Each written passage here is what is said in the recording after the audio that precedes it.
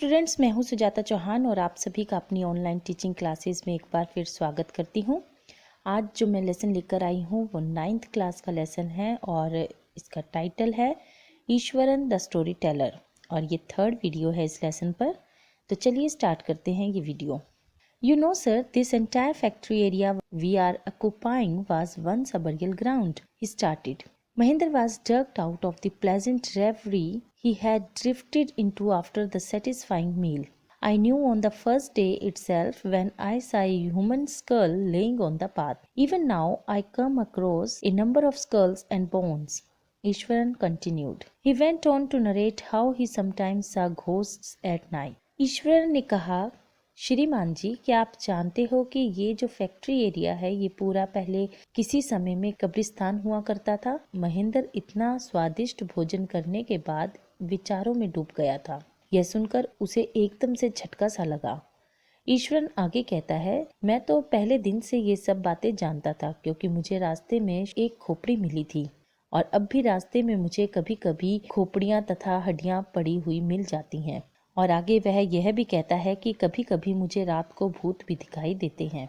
I am not easily frightened by these things sir, I am a brave fellow, but one horrible ghost of a woman which appears off and on at midnight during the full moon, it is an ugly creature with matted hair and a shriveled face, like a skeleton holding a fetus in his arms. आगे ईश्वरन महेंद्र से कहता है कि श्रीमान जी, मैं इतनी आसानी से नहीं डरता क्योंकि मैं एक साहसी व्यक्ति हूँ, परंतु एक स्त्री का भूत बहुत ही भयानक है जो पूर्णिमा की आधी रात को कभी कभी दिखाई पड़ता है। वह बड़ी ही कुरूप औरत है, बहुत ही उसके बाल उलझे हुए हैं और उसका चेहरा झुर्रियों से भरा हुआ है। वह बहुत ही डरावनी है।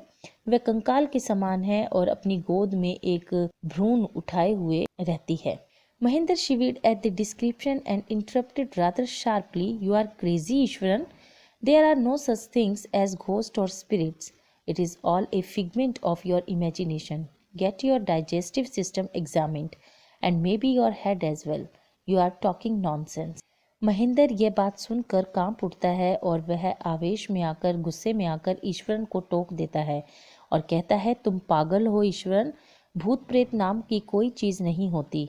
यह सब तुम्हारी कल्पना है। तुम्हारा हाजमा तो ठीक है ना? जाओ, जाकर अपने मस्तिष्क की जांच कराओ। तुम बकवास कर रहे हो। He left the room and retired for the night, expecting Ishwaran to sulk for a couple of days. But the next morning he was surprised to find the cook as cheerful and talkative as ever. From that day on, Mahendra, for all his brave talk, went to bed with a certain unease. Every night he peered into the darkness outside through the window next to his bed, trying to make sure that there was no movement of dark shapes in the vicinity. वह कमरे से उठकर सोने के लिए चला जाता है और वह आशा कर रहा था कि ईश्वरन 2-3 दिन तक दुखी रहेगा, परंतु अगले दिन वह अपने रसोइये को देखकर अचंभित हो जाता है क्योंकि वह तो पहले की भांति ही प्रसन्न था और बातूनी था। उस दिन से महेंद्र अपनी बहादुरी वाले वार्तालाप के बावजूद भी सोते समय कुछ बेचैनी से रहने लगा। उसे सोते समय कुछ बेचैनी सी महसूस होने लगी। हर रात वह अपने कमरे के पास जो खिड़की बनी हुई थी, उसके कमरे में एक खिड़की बनी हुई थी बेड के पास, अब डेली बाहर झांकने लगा अंधेरे में, ये देखने के लिए कि आसपास कोई छाया तो घूम नहीं रही। But he could only see a sea of darkness with the twinkling lights of the factory miles away. परंतु उसे अंधेरा ही अंधेरा दिखाई देता था और दूर मीलों तक फैक्ट्री की टिमटिमाती हुई रोशनियां। He had always liked to admire the milk-white landscape on full moon nights, but after hearing Ishwaran's story of the female ghost, he avoided looking out of his window altogether when the moon was full. Mahendra को पूर्णिमा की रात में चांदनी में धुला हुआ सफेद भूत दृश्य उसे बहुत ही अच्छा लगता था। चांदनी जो धरती पर पड़ती है वह पूर्णिमा की रात, वह उसे देखने में मज़ा आता था, वह उसे अच्छी लगती थी। परंतु ईश्वरन की उस भूत वाली स्त्री की कहानी सुनने के पश्चात पूर्णिमा की रात को खिड़की से बाहर झांकने का उसमें अब साहस नहीं रहा था। महेंद्र अब डर रहा था पूर्णिमा की रात को खिड़की से बाहर झांकने पर। One night Mahinder was woken up from his sleep by a low moan close to his window. At first he put it down to a cat prowling around for mice, but the sound was too guttural for a cat. He resisted the curiosity to look out lest he should behold a sight which would stop his heart. एक रात महेंद्र अपनी खिड़की के समीप हल्की कराहने की ध्वनि को सुनकर रात को नींद से जाग जाता है।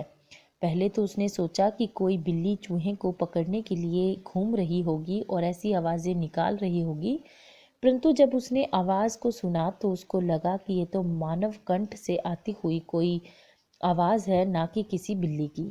उसे बाहर देखने की जिज्ञासा हुई, परंतु उसने अपनी जिज्ञासा को दबाए हुए रखा और कोई भयानक दृश्य ना हो इस डर से वो अपनी इस जिज्ञासा को दबा लेता है। But the wailing became louder and less feline. He could not resist the temptations anymore. Lowering himself to the level of the window sill, he looked out at the white sheet of moonlight outside. परंतु ध्वनि ऊंची होती गई और स्पष्ट रूप से वे बिल्ली की तो बिल्कुल भी नहीं थी। वह अपनी जिज्ञासा को अब रोक न सका।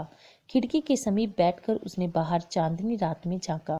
There, not too far away, was a dark cloudy. From clutching a bundle, Mahindra broke into a cold sweat and fell back on the pillow, panting. थोड़ी दूरी पर ही एक छाया गठरी सी उठाई खड़ी हुई उसे दिखी और महेंद्र को ठंडा पसीना आ गया और वह हाँफते हुए अपने तकिए पर जा गिरा। As he gradually recovered from the ghastly experience, he began to reason with himself and finally concluded that it must have been some sort of auto-suggestion, some trick that his subconscious had played on him. और धीरे धीरे जब वह इस भयानक दृश्य के प्रभाव से अपने आप को मुक्त करता है, उभरता है, तो उसने अपने मन को समझाया कि यह उसके मन का कोई भ्रम होगा, कोई भी भूत प्रेत नहीं होता, ये सिर्फ उसके मन का कोई भ्रम है। By the time he had got up in the morning, had a bath and come out to have his breakfast, the horror of the previous night had faded from his memory. सवेरे जब वह उठा, नहाया और नाश्ता करने के लिए अपने कमरे से बाहर आया, तो रात वाली भयानक घटना उसके मन से निकल चुकी थी। Ishwan greeted him at the door with his lunch pack and his bag.